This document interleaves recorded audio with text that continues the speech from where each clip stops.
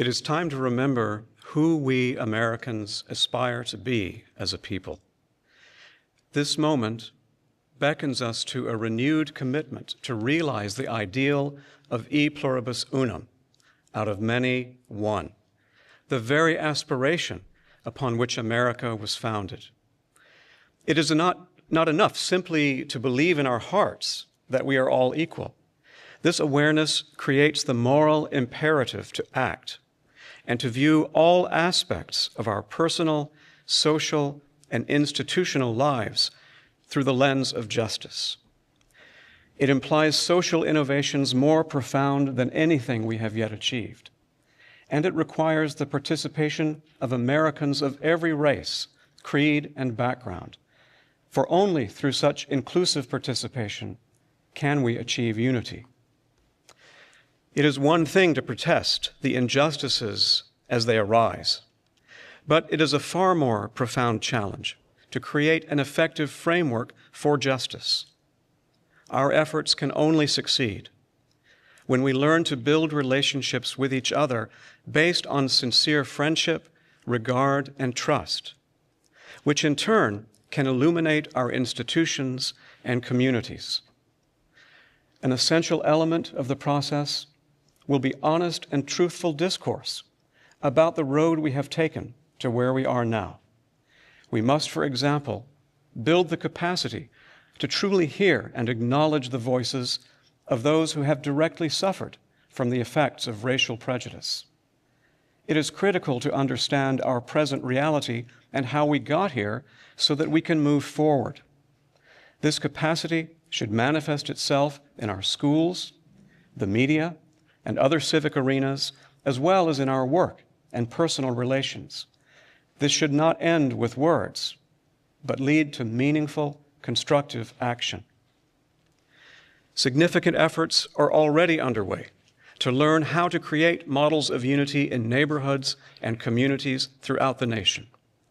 Baha'is have been persistently engaged in such efforts for decades.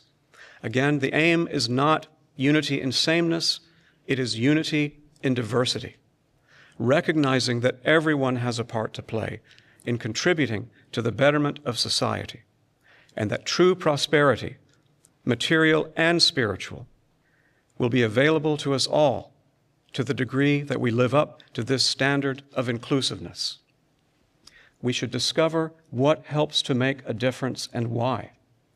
We should share this learning throughout the country as a means of inspiring and assisting the work of others. There is nothing more persuasive than the force of example.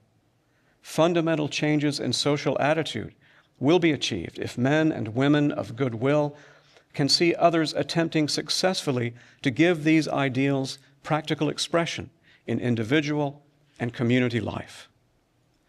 If we do this, we could soon find ourselves in the midst of a fundamental transformation.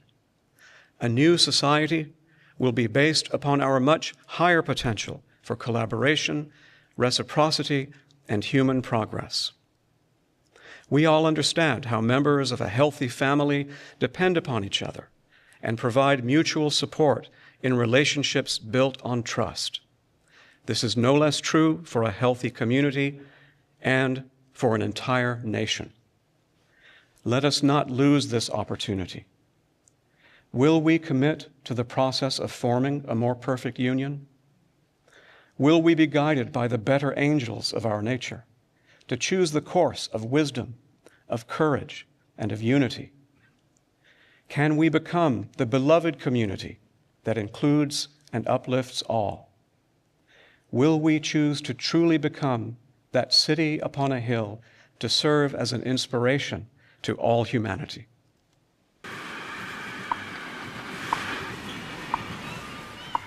Do you know where you are?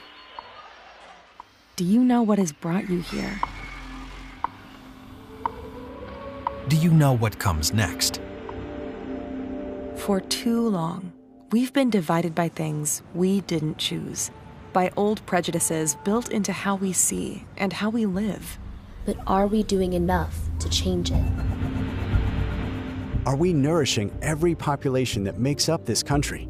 or still convinced that only one limb deserves nutrients, then wondering why the body struggles to move forward. Racism is a profound deviation from the standard of true morality. It deprives a portion of humanity of the opportunity to cultivate and express the full range of their capability and to live a meaningful and flourishing life while blighting the progress of the rest of humankind. It cannot be rooted out by contest and conflict. It must be supplanted by the establishment of just relationships among individuals, communities, and institutions of society that will uplift all and will not designate anyone as other. The change required is not merely social and economic, but above all, moral and spiritual.